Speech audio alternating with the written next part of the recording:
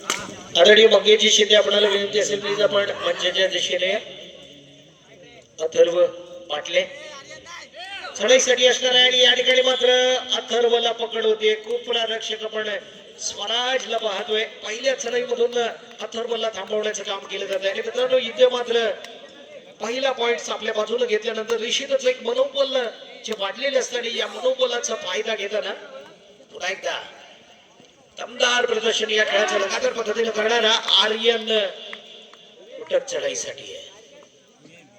समोर मात्र मध्यरक्षकासाठी ललित आणि आचलचं चॅलेंज असणार आहे. आव्हान उभं करणं ज्यांना आवडतं ते दोन्ही क्षेत्ररक्षक. अर्थात पुन्हा एकदा आपला छोटा बंधू मैदानाच्या बाहेर असताना त्याला बाहेर मैदानात आणण्याची जबाबदारी आचलच्या खात्यावरती आणि तीच जबाबदारी स्वीकारण्याचं काम करतोय. जोरदार आक्रमण करण्याची तयारी रुद्राक्ष मुटक आणि मिथिलेशच्या बाजूनं जोरदार आक्रमण आचल पाटले याचं केलं जातंय. अर्थात आचल आपल्या मैदानात दाखल होताना आचलला आपण पाहिलं आणि प्रत्युत्तर दाखल म्हणून एक चांगल्या प्रकारची रणनीती ज्याच्या डोक्यामध्ये निश्चितच निर्माण घालत असते असा मिथिलेश गावडे जर्सी क्रमांक 3 आपली उत्कृष्ट चढाई सादर करण्यासाठी विरुद्ध संघावरती जोरदार आक्रमण करण्याच्या हेतून एक जबरदस्त तयारीच्या जोरावरती उत्तम दर्जाचा खेळ या ठिकाणी संपन्न करण्यासाठी तयार होतोय तो मिथिलेश गावडे. सुमितच्या बाजूने जोरदार पुन्हा एकदा अचल आक्रमण जारी करण्यासाठी तयार होतोय. ज्या आक्रमणाच्या जोरावरती पुन्हा एकदा अचलला मात्र या ठिकाणी थांबवलं जात आहे. एक सुंदर प्रकारचा टॅकल सांघिक पकडीचा उत्तम नमुना आपण या ठिकाणी केदारनाथ अंबोदखोल संघाच्या दिशेने पाहतोय. आणि थर्ड राईडचा बजार साई सेवा कोंडमाळा संघाचा संघनायक प्लीज आपण समालोचन कक्षाकडे संपर्क करा. साई सेवा जोरदार तयारी जसे की माग 11चा आखरी एक प्रयत्न मैदान पाटलीवर कधी आक्रमण कधी सुमित वरती आक्रमण आणि इथं मात्र थांबवलं जात आहे. ललितचा टॅकल सक्सेस केला जातोय. काही सडला होता कल्टी मारली होती पलटी मारली होती पण मित्रांनो सांघिक पकडीचं पुन्हा एकदा उत्तम नमुना आपण पाहिला. इथून मात्र अथर्व आतापर्यंत स्वराजला आपण उत्तम खेळताना पाहिलं. अथर्वची मात्र लगातार पद्धतीने उत्तम खेळली. अथर्वची एकदा का खेळ बहरली मित्रांनो तर मात्र नवयुवक खेळशेत पाटलेवाडी या संघाला पुरेपूर फायदा मिळतो. आणि इथं मात्र एक चांगला प्रयत्न करून थोडासा दुखापत महसूस करताना आपण अथर्वला पाहतोय. दरम्यान एक चांगल्या प्रकारचं चढाईचं दर्शन नेहमीच ज्याच्या माध्यमातून आपण पाहत असतो तो मिथिलेश गावडे चढाईसाठी असणार आहे.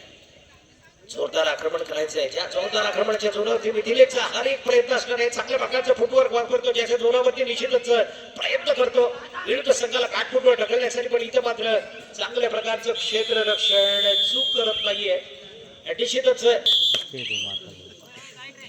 अथर्व पाटले पुन्हा एकदा चढाईसाठी दाखल होते. जोरदार आक्रमण करण्यासाठी तयारी आहे आतापर्यंत अथर्वची.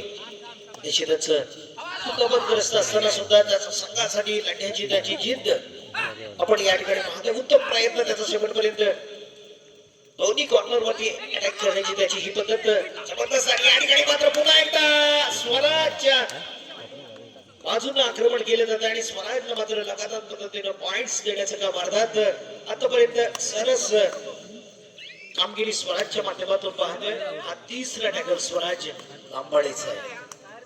इथून मात्र पुन्हा एकदा आपण ज्याला पाहतोय तो आर्यन फुटक वेदांत आणि ललित वरती या ठिकाणी प्रेशर टाकण्याचं काम केलं जातं. अर्थात कल्पेश मात्र मैदानाच्या बाहेर जावं लागणार आहे कारण एक लगातार पद्धतीने ज्याची आपण उत्तम चढाई पाहिली तो आर्यन फुटक. मिथिलेश गावडे चढाईसाठी असणार आहे. 4-1 असा फरक. अर्थात नवयुवक खेळशेत पाटलेवाडी या संघाकडे एक आणि विरुद्ध संघाकडे अर्थात अंबोदखोल या संघाकडे 4 गुण. मिथिलेश गावडेची ही चढाई आहे. एका बाजूला आर्यन आणि वेदांत दुसऱ्या बाजूला आपण दोन्ही बंधूंचा जन्म पाहतोय. अर्थात सुमित आणि ललित हे कॉम्बिनेशन पाहतोय. इथून मात्र चांगली प्रकारची तयारी चांगल्या प्रकारच्या तयारीनं सुमितला मात्र या ठिकाणी पाठवलं जाते चढाईसाठी. आतापर्यंत पहिल्या सदरमध्ये आपण पाहिलं अंबोदखोल या संघाकडून उत्तम प्रकारचं क्षेत्ररक्षण ज्याच्या जोरावरती दोन्ही बंधू अर्थात अथर्व आणि आचलला मात्र मैदानाच्या बाहेर राहावं लागलं. आणि इथून मात्र सुमित किंजळकरला मोठी कामगिरी करणं गरजेचं आहे. जोरदार आक्रमण करावं लागणार आहे. लगातार पद्धतीने पॉइंट्स आपल्या बाजूने हासिल करावे लागणार आहेत. इथं मात्र छालाकी दाखवली जाते. आतापर्यंत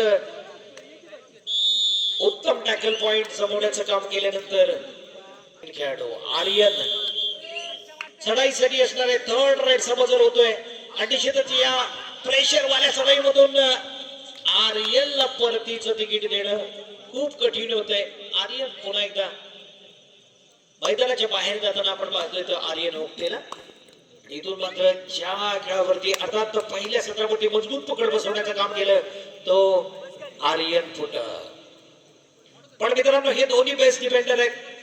यांनी केलेलं कारनामा आतापर्यंत नवयुवक खेळशेत बाटलेवाडी संघाला निश्चितच उपयुक्त ठरलेलं आहे आणि हे कॉम्बिनेशन काय काम करतं त्याच्यावरती या सामन्याचं गणित अवलंबून राहणार आहे. अर्थात हे दोन सुपर टॅकलचे गुण जर आपल्या बाजूला खेचण्याचं काम केलं तर मात्र मोठी कामगिरी होऊ शकते. 1-6 असा प्रयत्न.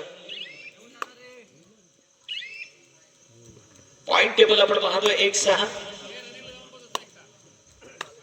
दरम्यान त्या ठिकाणी चढाईसाठी असणार आहे तो मिथिलेश गावडे.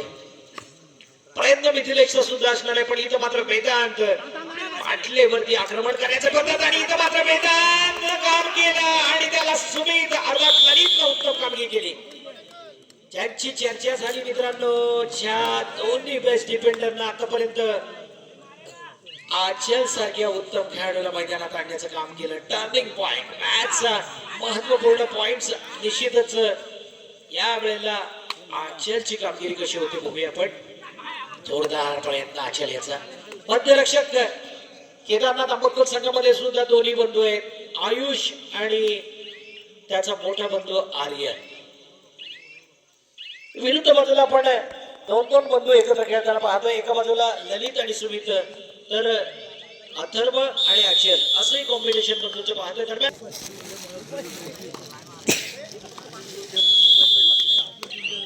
आर्यन फुटक 6-3 अशी परिस्थिती आणि इथं मात्र पुन्हा एकदा सुपर टाका लावा. आर्यन निश्चितच उत्तम कामगिरी करतो बघायचंय कारण या ठिकाणी आर्यनची कामगिरी आपल्या संघाला निश्चित पुन्हा एकदा लीड मोठं देण्याची कामगिरी करू शकते. जशी क्रमांक 11 ज्याच्या माध्यमातून एक मोठी चढाई अटॅक केला जातोय. स्वतःचा बचाव मात्र या ठिकाणी केला जातोय तो वेदांत पाटलेकडून. वेदांतनं टॅकल केला आणि ललितनं त्याला उत्तम साथ दिली ज्याच्या जोरावरती आपण 3 गुणांचं या ठिकाणी बऱ्यापैकी मार्जिन तोडताना पाहिलं. अर्थात 1-6 अशा परिस्थितीमध्ये सुधार आणण्याचं काम केलं ते ललित आणि वेदांत या जोडीनं. आणि इथून मात्र पुन्हा एकदा आर्यन फुटक चढाईसाठी असणार आहे. लगातार पद्धतीनं पॉइंट टेबल मध्ये छेडछाड करण्यासाठी अर्थात पॉइंट टेबल हलत ठेवण्यासाठी आर्यन फुटकला शर्तीचा प्रयत्न करावा लागणार. इथून मात्र जोरदार तयारी करावी लागणार आणि पुन्हा एकदा ललितचा कमबॅक. ललितनं करून दिला पुन्हा एकदा नवयुवक खेळशेत पाटलेवाडीला कमबॅक कारण दुसरा बंधू अथर्व सुद्धा मैदानात दाखल होताना पाहिलं. खऱ्या अर्थानं ऑल आउटची चिंता भेडसावत होती ते निश्चितच नवयुवक खेळशेत पाटलेवाडी या संघाला. पण मिथिलेश मैदानाच्या बाहेर गेल्यानंतर दोन्ही बेस्ट रायडर मैदानाच्या बाहेर गेल्यानंतर थांबवण्याचं काम केलं जातंय. आता पहिल्यांदा घाई करताना आपण पाहतोय स्वराजला ही पडझड मात्र रोखली गेली नाही तर मात्र 6 गुणांची बरोबरी साधली जाते. लाईनमन जे लाईनमन आहेत त्यांनी व्यवस्थित कामगिरी करायची आहे. लाईनमन आपल्याला विनंती आहे हो सार्थक पुरावणे ज्याची क्रमांक 7 ला जोरदार अटॅक करावा लागतोय. सार्थकी खेळ करावा लागणार आहे. आज नावाप्रमाणेच आज नेत्रदीपक कामगिरी सार्थकला करावी लागणार आहे. जर्सी क्रमांक 7 नुसार आपल्या संघाला 7 सुद्धा देणं गरजेचं आहे. बघूया काय घडतं मित्रांनो. इथं मात्र मैदानाच्या बाहेर पण इथं जन्म दाखवला मित्रांनो ललितनं या खेळामध्ये कमबॅक करून दिला. उलटफेर करण्याचं काम केलं तर ललित आणि सामना संपण्यासाठी शेवटची 5 मिनिटे. इथून उत्कृष्ट जो खेळ करणार तो ठरणार सेमी फायनलचा उत्कृष्ट दावेदार. अन्यथा या ठिकाणी खूप कठीण परिस्थिती आहे. पण मित्रांनो शेवटच्या क्षणापर्यंत कोण जिंकणार याच चित्र स्पष्ट होण्यासाठी खूप विलंब आहे. पण आतापर्यंत 5 मिनिटाचा खेळ बाकी असताना यानंतरचा महत्वपूर्ण सामना पुन्हा एकदा ग्रामीण गटातला. सार्थ पुन्हा एकदा सार्थक पुरवण्याच्या माध्यमातून ही चढाई होती. केदारनाथ आंबेडकर या संघासाठी जोरदार आक्रमण करावं लागणार आहे. 5 खेळाडू मैदानात बोनस व्हावं आपल्याला कला कौशल्य दाखवावं लागणार आहे. आहे. उत्तम दर्जाचा पॉईंट हासिल करण्यासाठी प्रयत्न सुंदर आहे.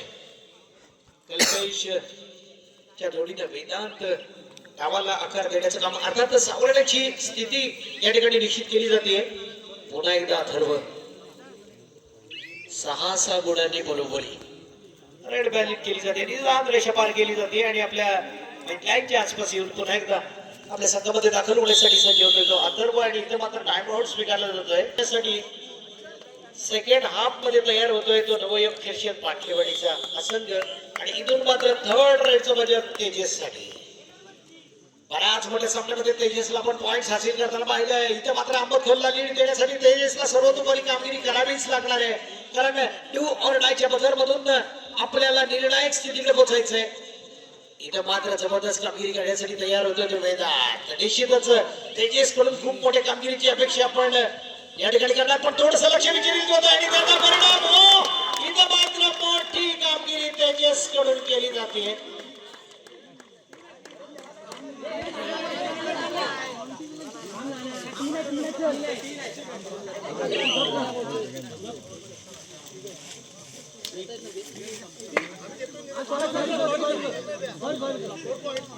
चार पॉइंट. या खेळाचं चित्र पुन्हा एकदा आंबतखोर संघाने बदललंय. विशेष करून एक तेजोमय कामगिरी केली तेजस. आणि इथं मात्र थर्ड रेडचा बदल. 3 मिनिटं आणि 16 सेकंदाचा कालावधी शिल्लक असताना अथर्व पाटलेची ही चढाई आहे. या चढाईमधून पॉइंट हासिल करतो का पाहायचंय. पुन्हा एकदा जबरदस्त खेळ जबरदस्त छंद अथर्वच्या माध्यमामधून पाहतोय आपण. हो प्रयत्न त्याचा सुंदर आहे.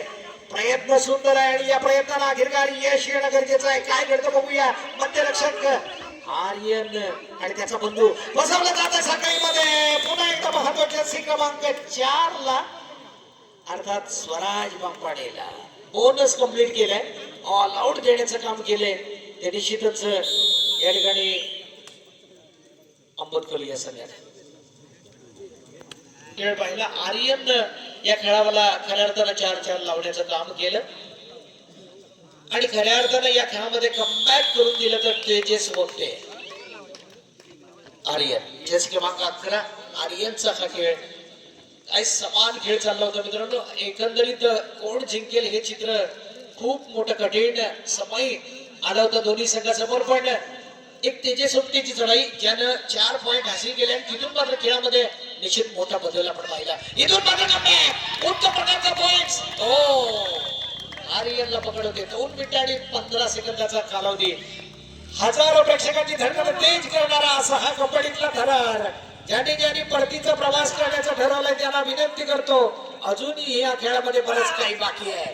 अचलची चढाई आहे. इथं मात्र रुद्राक्ष फुटक असेल, त्याचबरोबर मिथिलेश असेल, स्वराज असेल, सार्थक असेल, या सर्वांचं उत्तम कॉम्बिनेशन आपण पाहतोय. सांघिक खेळाचा एक उत्तम नजराना केदारनाथ आंबतखोर संघाकडून. 1 मिनिट आणि 47 सेकंदाचा कालावधी शिल्लक असताना 13-8 अशी परिस्थिती. काय करतो बघूया मित्रांनो. कारण 1 मिनिट आणि 38 सेकंदाच्या कालावधीमध्ये नवयुवक खिरशेद पाटलेवाडी काय जबरदस्त जन्मदेश केलाय. जिंकू दे हरू दे कोणी पण जबरदस्त खेळाच्या जोरावरती पुन्हा एकदा बॅक फुटवर ढकलण्याचं काम केलंय. इथं मात्र अथर्व पुन्हा एकदा 2-4 पॉईंट सांगतो का बघायचंय. निश्चितच या खेळामध्ये बदल घडवण्याचं काम अथर्वच्या माध्यमातून रुद्राक्ष फुटकवरती निश्चितच अनेक खेळ जातोय. आणि पुन्हा एकदा अथर्वला थांबवलं जातंय.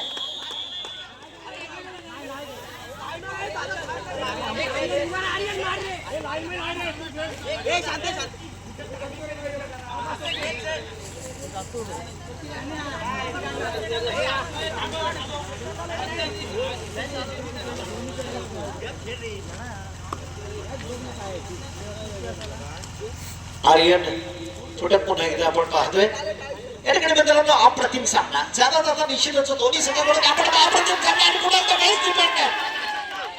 आर्यनला लगातार पद्धतीने 2 टॅकल. इथं मात्र आचार एकेरी युद्ध देण्यासाठी तयार आहे. शेवटची 30 सेकंदाचा कालावधी. अजूनही या सामन्यामध्ये बरंच काही आहे. 14 म्हणजे विजयाचा सौदा. 11 म्हटलं तर बळीचा बकरा. काळ्या सिट्या झाल्याच पाहिजे दोन्ही संघांसाठी. काय सामना झाला मित्रांनो. घराकडे वळणाऱ्यांना पुन्हा एकदा सांगतो मित्रांनो, यापेक्षा या मैदानावरचा दर्जेदार सामना आपण पाहिला नसेल. इतका जबरदस्त सामना. ही चालाकी ही चतुराई जर नवयुवक याचे बाटलेवाडीला आधी दाखवली असती तर मात्र या खेळामध्ये बदल दिसू शकला असता. पण आज एक उत्तम खेळाचं प्रदर्शन केदारनाथ आंबटखोल संघाने केलं आणि सेमीफायनल मध्ये एंटर होणारा पहिला ग्रामीण गटातला संघ ठरतोय तो केदारनाथ आंबटखोल.